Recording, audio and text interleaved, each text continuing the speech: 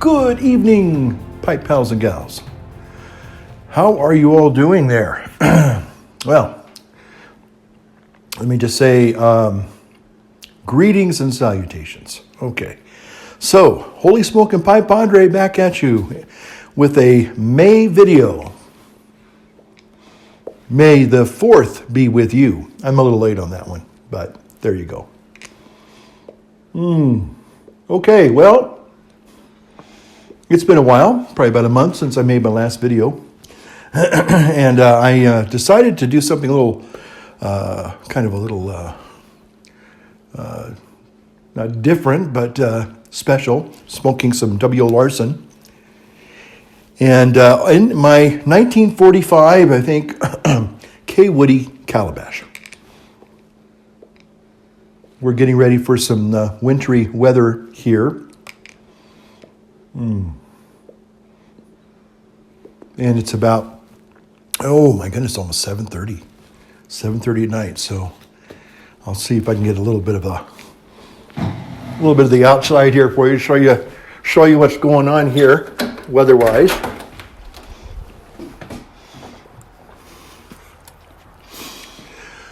Oh, wow. Got some clouds up there. Got some clouds. Yep. And got some quail over there, I guess. But anyway, we're just kind of getting ready for some little bit of a spring shower, kind of a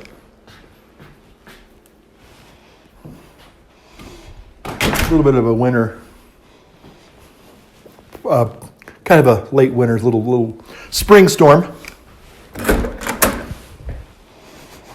So I just thought I would, celebrate. I always think of, when I think of wintry and stormy, excuse me, kind of evenings, W.O. Larson is the blend. Okay, so I got a little bit of Black Rifle coffee. And I'm drinking it out of my ultra liberal coffee mug there. So conservative coffee in a liberal coffee mug. Make of that what you will.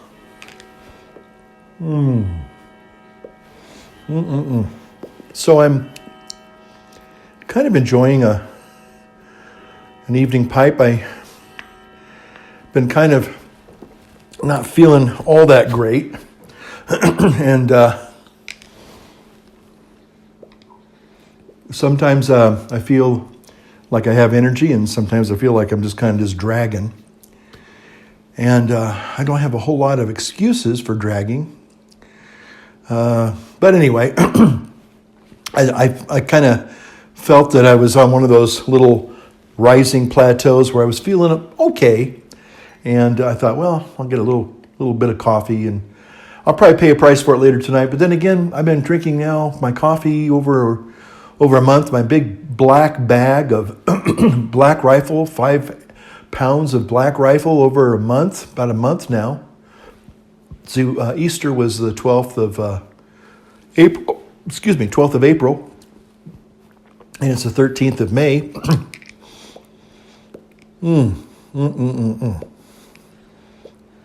And so it's been about a month and a day.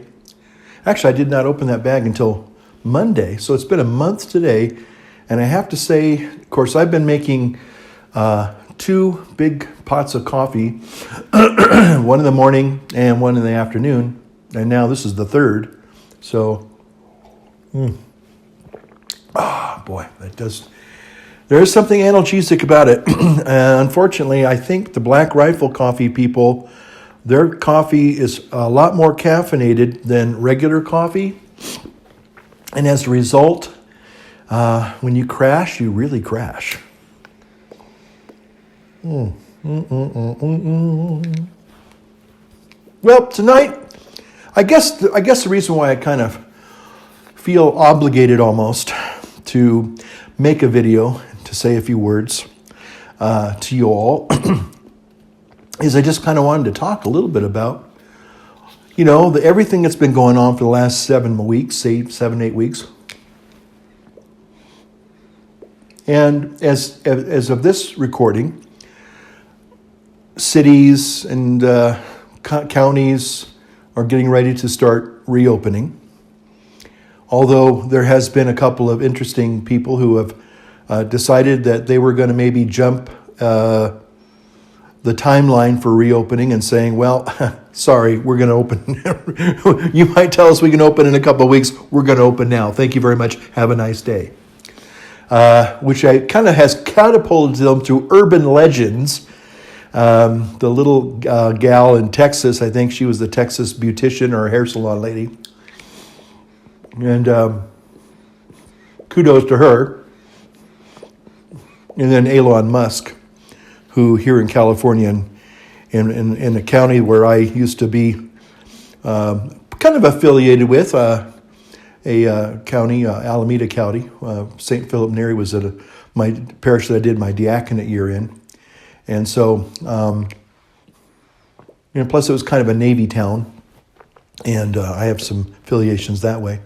But anyway, I digress. So, but getting back to the COVID-19, the coronavirus, the Rona. So I started. I've been kind of like everybody else. Kind of sheltering in place. But and thanks be to God, I will say this: I've been able to, for the most part, personally, kind of live my life pretty much without a whole lot of inconvenience. There's been some things that I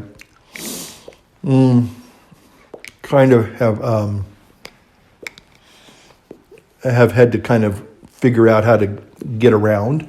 One of them was I was in bad need of a haircut, and today I was able to sneak in to get a bootleg black market haircut.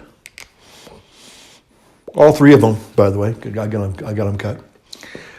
So anyway, but and again, I'm not complaining as of, oh, this has been a real burden for me, a real trial. The hardest thing has been being a padre, just not having people to say mass for. I got to remember. I remember the last video I did, and I was constantly fidgeting and doing that and banging the camera. I didn't know it until in post-production, I went, why is the camera, jittering like that? I didn't put any special effects in this video. So there you go.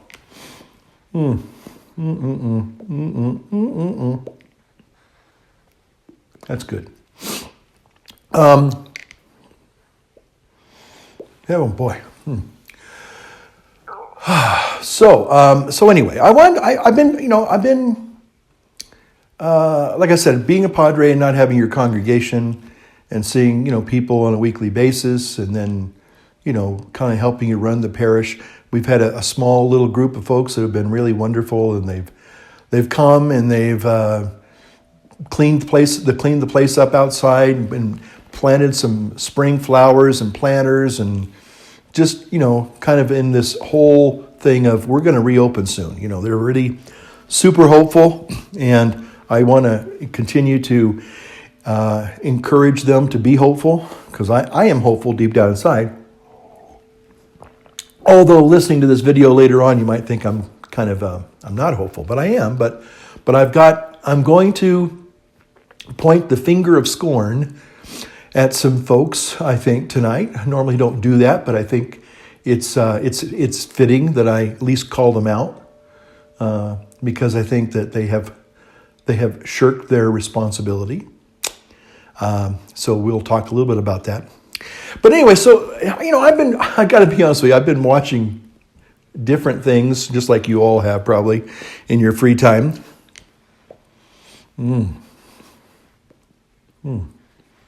Just want to say, but this little K. Woody is just a champion smoker. And this W. Larson, although it's the consistency of Earl Grey tea, it's a little really on the dry side, it's not burning hot. A lot of flavor. W.O. Larson reminds me of the pipe tobacco back when pipe tobaccos, I think when they really made even drugstore pipe tobaccos a lot better than they do nowadays. You'd open them up. I mean, as a kid, my brother would come home. And of course, he was a pipe smoker. And he would always bring home his pipe with him in his little briefcase because he was basically a scholar. And so I'd sneak into his briefcase and look at his his pipe and his and then I'd open up that pouch and I'd smell that aroma, and it was just beautiful, beautiful aromatic. I love those aromatics. And a good aromatic will really take me back to my childhood. So, yes, most of you who have been watching me over these years know that I'm kind of an eclectic. I go from one spectrum into the spectrum to the other end, and everything almost in between. So yes, I love really dark English pungent blends, like Pirate Cake, and would we consider Haunted Bookshop an English blend? Oh, there's a question for you. Is Haunted Bookshop, God rest you, John, matches 860, is Haunted Bookshop, would you consider that an English blend? I think it's just an old barnyard burley. If we're going to be honest, it's a haunted barnyard burley, but anyway, very pungent nonetheless. Okay, so those of you who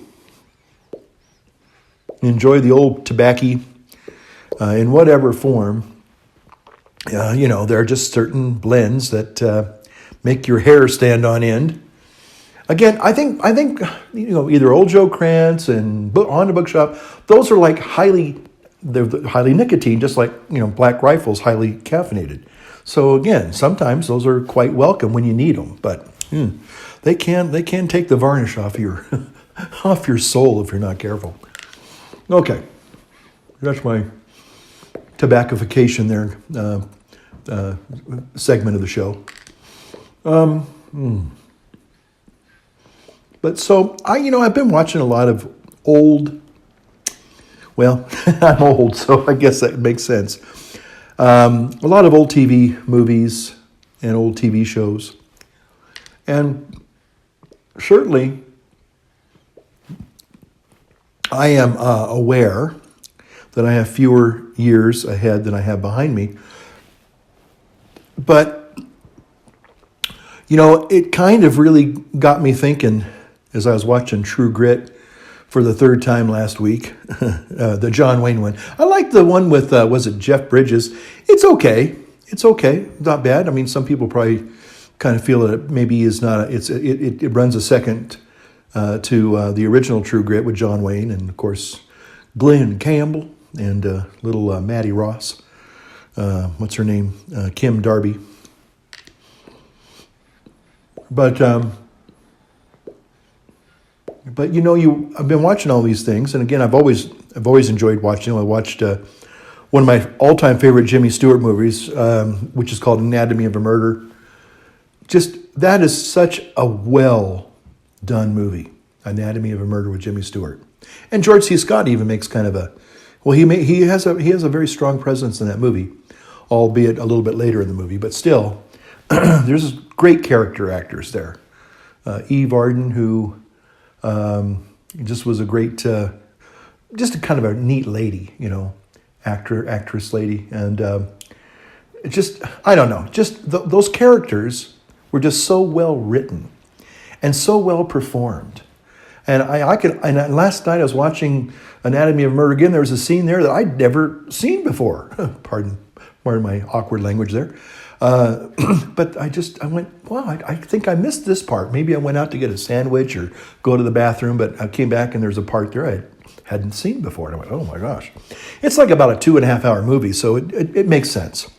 But anyway, so it's a great movie. It's a great movie. But as I've been watching all these things, and I mean, I've watched these things over the years, and there's always been that sense of, well, many of these actors are now gone. But the thing that hit me the other day was that they've been long gone. 40 years, I think John Wayne's been gone. And so many of these wonderful actors, they're gone. And someday I'm going to be gone. Someday you're going to be gone. A friend of mine says, life is short, eternity is long. Think about it. And I know that there will be coffee in heaven. I know that. I want to get a picture of Jesus with a coffee cup. I know they have some really kind of questionable pictures of Jesus. Some of them have, nice pictures of him holding a lamb or, holding, maybe a child or something like that. There's one, I even used it one time, probably shouldn't have, him holding an AR-15. I thought that was a little tongue-in-cheek. I put it in there just to see if anybody would notice, but I don't think anybody ever really did. They have a picture of him holding a dinosaur and goofy things like that. In fact, I think one of my very early Holy Smoking Pipe Padre videos, I have an end picture of Jesus smoking a church warden on the beach there, on the shore. So some people may not have liked that. I never got any guff from that, I don't think, but I don't know. Would Jesus have smoked a pipe? I know I've probably maybe talked about this before. And we know that he drank wine. It's not like he was, doing opium or something like that. But I wouldn't be scandalized if the good Lord had a pipe and a glass of wine at the wedding of Cana. I just don't think I'd have a problem with that. But some people are very much scandalized by that, and I don't mean to scandalize you if I did that, but just anyway. So I digress. So, looking at these old TVs, movies and TV shows, and I started thinking, now granted, I know a lot of people will accuse me of being a rank sentimentalist and idealist, and okay, well, guilty as charged, but the thing that I look around at and I say, where are the heroes in our world today? I mean, I think we are literally dying for a lack of real heroism. People who stand up and really make a positive difference. Oh, you can have people doing crazy bad things, that we got a whole bunch of those folks running around. A lot of them are in Congress, I think I heard somebody say, and a lot of them are in the church. Well, you're right. You're right. But I started thinking that, we don't have any heroes. We don't have people that stand up and model what it means to be heroic. With the few exceptions, and again, I was just thinking about this just yesterday. My question is Elon Musk, will he go down as a great urban legend or hero because he kind of defied Alameda County and said, thank you very much, we are going to open up tomorrow, when that was like 2 days ago. And the cool thing was, he said, hey, you want to come and arrest somebody? You come and arrest me. I thought, not only is the guy saying, thank you very much, but I'm going to open my factory. We're opening our factory. And not only that, if you have a problem with that, you come and arrest me. Don't you arrest any of my employees. You come to me. And I just thought, and I don't know that much about him. He probably could be I think he's more of a libertarian than a, say, quote unquote liberal. And I probably don't have a lot in common with him. But at the same time, he stood up and he's trying to make a positive difference, not just for his company, but for the people that he has employed. The same goes with that little Texas gal, who opened up her beauty salon, I mean, these people are willing to say enough's enough, and we're going to stand up and we're going to, make our voices heard. Because unfortunately, it seems like our basic civil liberties have been curtailed, have been almost erased. Freedom to, freedom of speech, freedom of assembly, freedom of religion. Those three have pretty much almost seem to have kind of vanished. And the sad thing is nobody's standing up, with a few exceptions, to say no, and not only no, but hell no.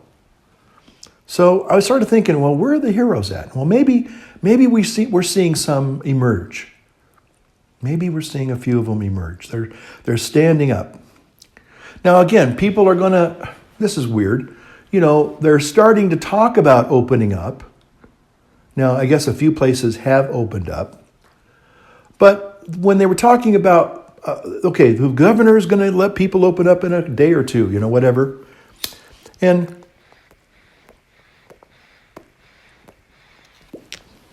this is where I really have a problem with the news. On one point, I don't care what the politics are. I don't care what whoever the anchor person is. I don't really care what their politics is. But by golly, I sure wish they'd give us some objective information, because people's lives right now are really hanging in the balance, one way or the other. If you're a person that's afraid of getting the COVID-19 virus, you need accurate information. You don't need scare stuff. And the same is true on the other side. If this has now curved or flattened out, or maybe is petering out, praise God it is, then people need to get back to work. And the sad thing is that a lot of people now, unfortunately, a few of them, some of the younger kids, I guess, and some of the more communist-minded, some of them, I guess, will be getting unemployment, and they're going to get a federal grant that will kind of sweeten that unemployment for maybe 6 months. I don't know, maybe a year, I don't know. And a few of them are discovering, well, hey, I make $300 more a week or a month than I do when I'm working. Hey, I'm just going to stay at home. My friends, as a guy who used to be, long before I ever became, entered the seminary, even before I even went to college, right after I got out of the Marine Corps in 1977, early Devonian period, I worked in a lumber mill for several years until I started going to college. And we'd get unemployment in the fall when everything would shut down in the fall and kind of the early winter. And then, late winter, early spring, everything would open up again and we'd go back to work. Well, the problem with that is that, unemployment was not fun to live on. There wasn't a whole lot really going on for unemployment. And the thing was that sometimes it would run out a couple of weeks before you get back on your job. So it was really dicey. And I hated that. I didn't like that. That's why eventually I kind of lost interest in this lumber job. And fortunately, I'm kind of glad I didn't try to make that a career. At one time I thought, well, I'm going to see if I can advance in this company and get married and have a family, which is all wonderful and good. Don't get me wrong. But the problem was that years later, that place burned to the ground and it's gone. If you don't know it was there when you drive by, you would never know it was there. It's kind of spooky because I go, wow, that's where the lumber mill used to be, where I used to work. And people go, what lumber mill? There wasn't a lumber mill there, because you would never know unless if you had a picture and you showed somebody, but it's all gone. So anyway, some people are thinking, oh gosh, hey, I make more money on unemployment than I do working. Well, maybe you do for now, but unemployment's temporary. And the government grant that's being levied with it, I guess, I don't know how long that's going to last. I wouldn't want to live like that. But unfortunately, there are a lot of young people that think that's kind of cool.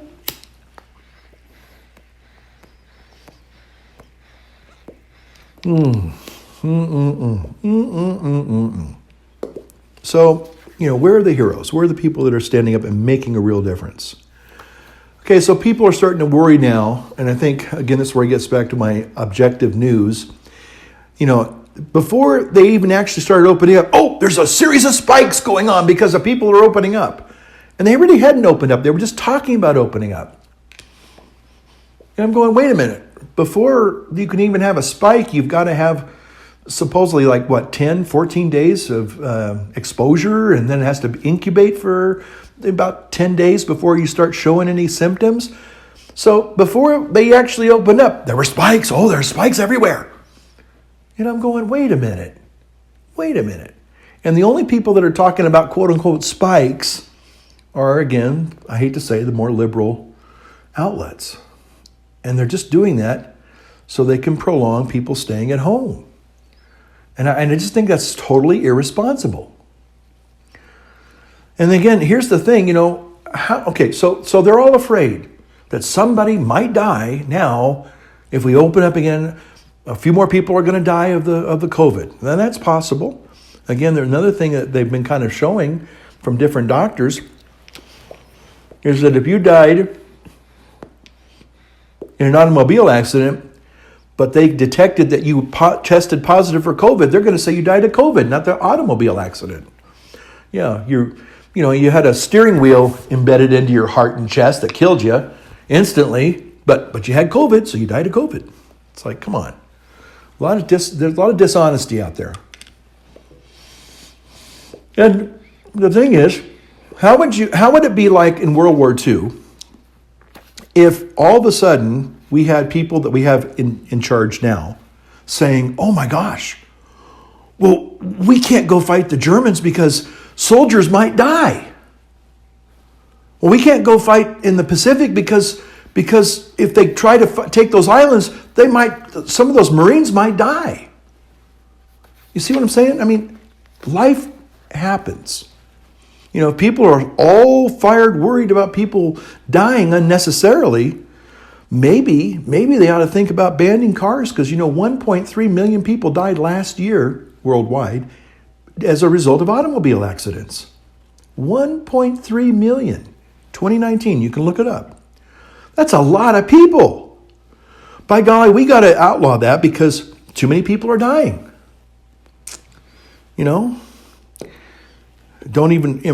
If you're really worried about people dying, human innocent people dying, why don't you try to abolish abortion? That might be a nice start. And then while you're at it, try to get rid of euthanasia so you can't go around killing grandma and grandpa when they get to be an inconvenience. Just saying. If you're worried about people dying. So anyway, so I'm just going to say that, I think people are, sure, everybody, we need to be compassionate, and we need to be concerned about people who are vulnerable. One person said, usually when you do the quarantine, you don't quarantine healthy people, you quarantine the sick people, the vulnerable people. Yeah, just saying. And then I guess the last thing I'm going to talk a little bit about tonight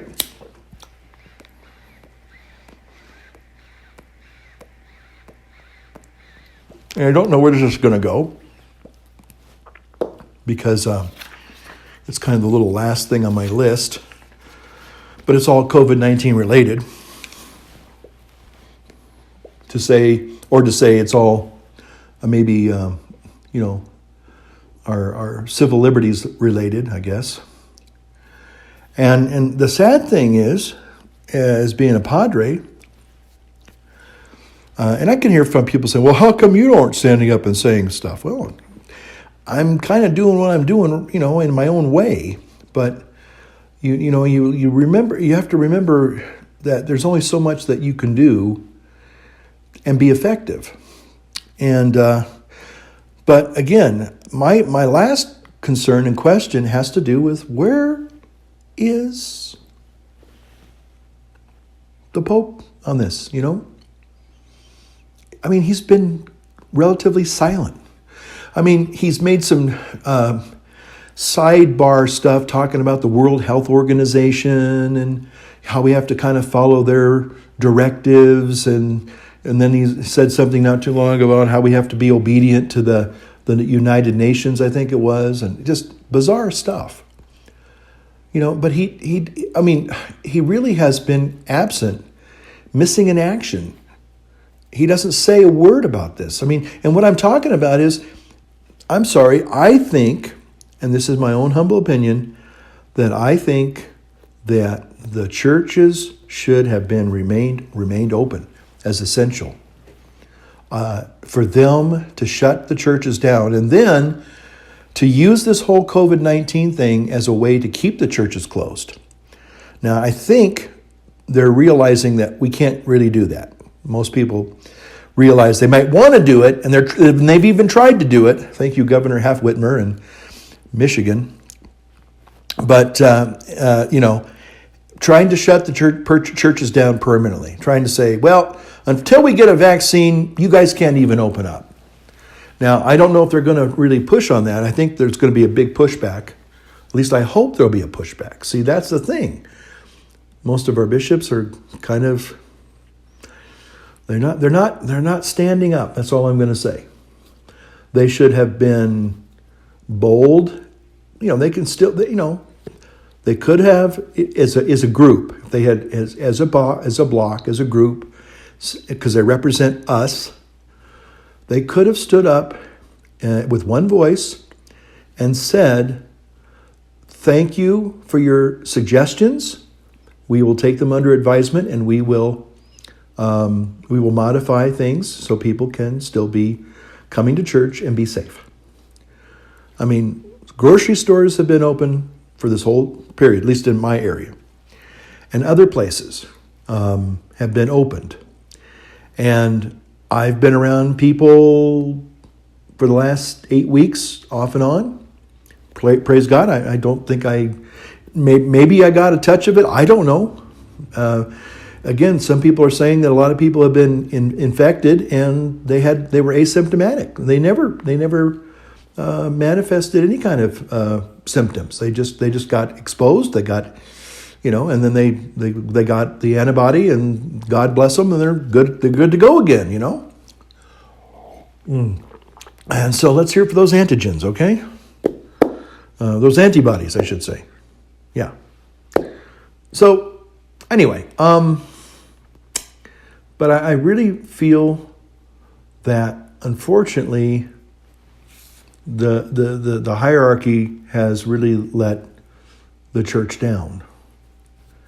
And that's going to have to be a question that's going to have to be answered, I think. Because why did we allow that to happen? In the name of safety, the thing was that when we first started out, we were just saying, okay, if you feel concerned and you are in the high risk category, the obligation to attend, say, Sunday services is abrogated. You don't have to worry about that for this time being, okay? And so that people were no longer under the obligation to attend Sunday Mass. So again, there was no need to shut everything down for everybody. And I personally think, it's my own personal opinion, but I think we were too quick to acquiesce to the civil authorities. And the civil authorities are not our friends. No, my dear friends, those of you who are faith-minded people, the civil authorities they're not our friends. And unfortunately, maybe some of our hierarchy has made some very awkward, they become strange bedfellows with one another. And I've been told by some other people that we do take at certain points through the year, we take some federal money and grants to support some of our schools, maybe our hospitals, some of other institutions in the church, and we have compromised with the devil.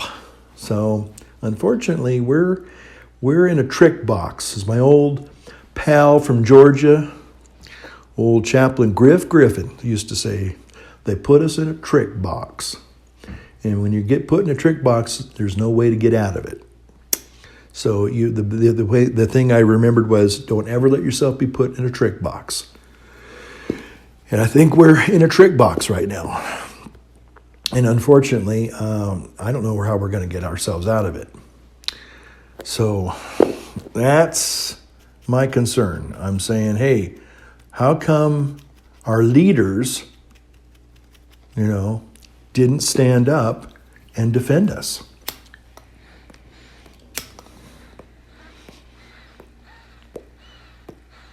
And it's kind of interesting because it's not just Catholic, but I haven't heard a peep from any Protestant leaders either.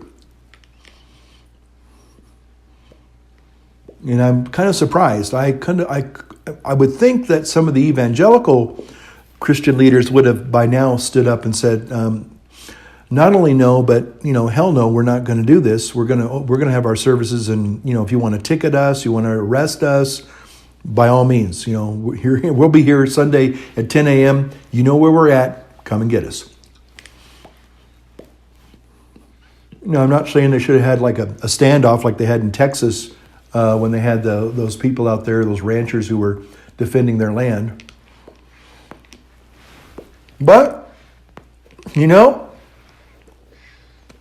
who knows? I think it takes, what is the old saying? You know what you need to do to stop a bully? Stand up to him.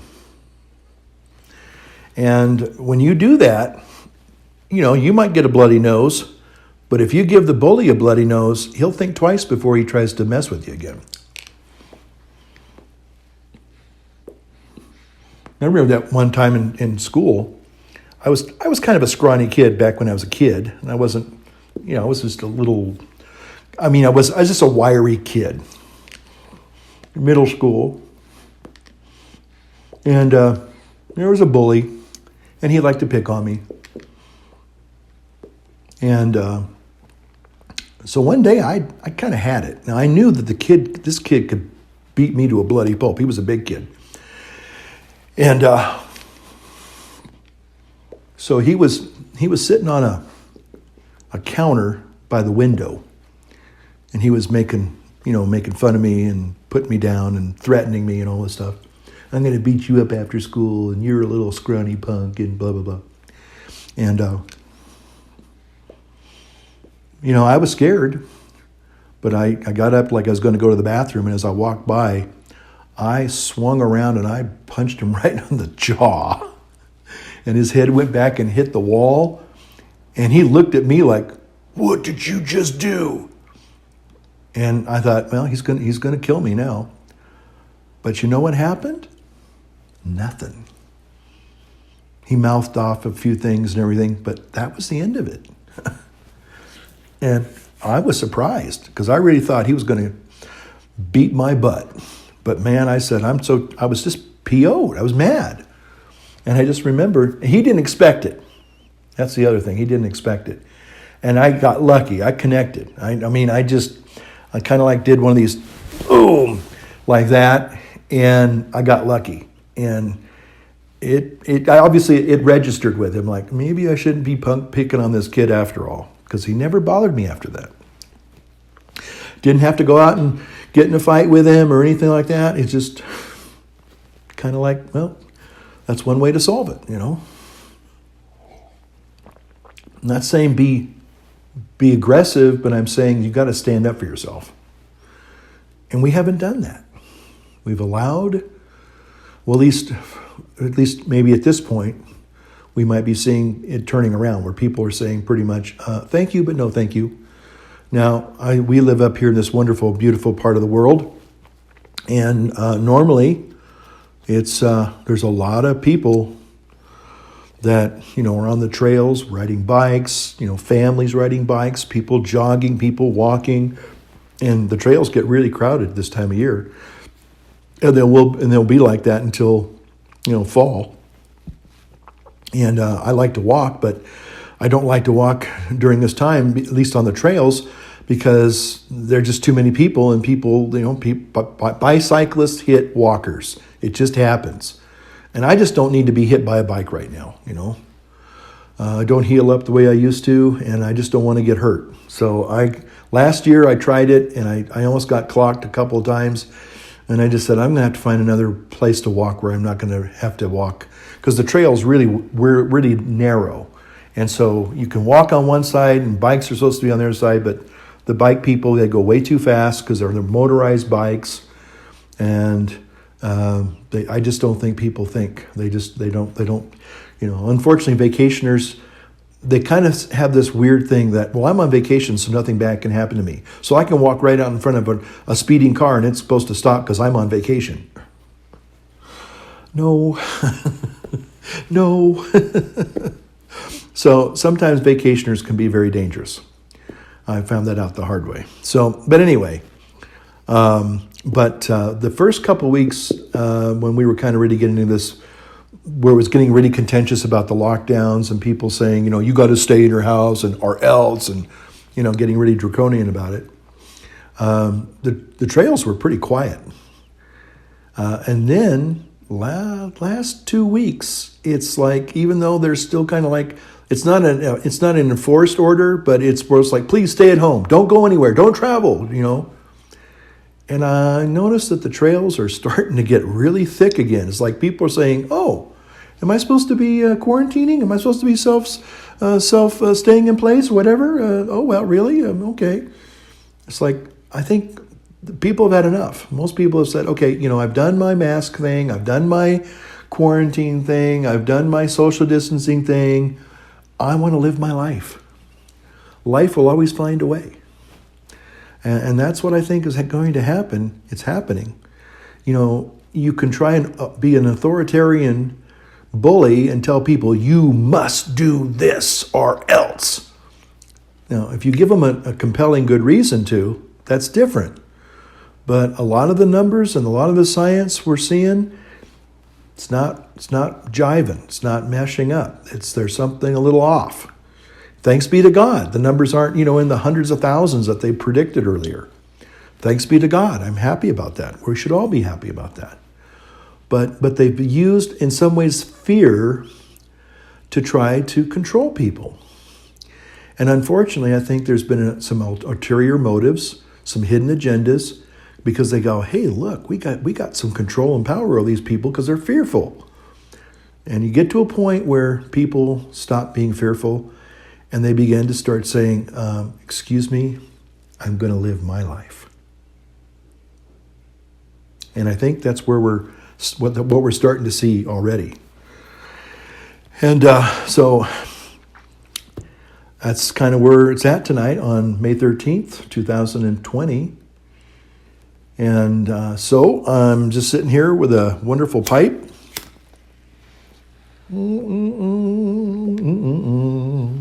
And a cup of coffee.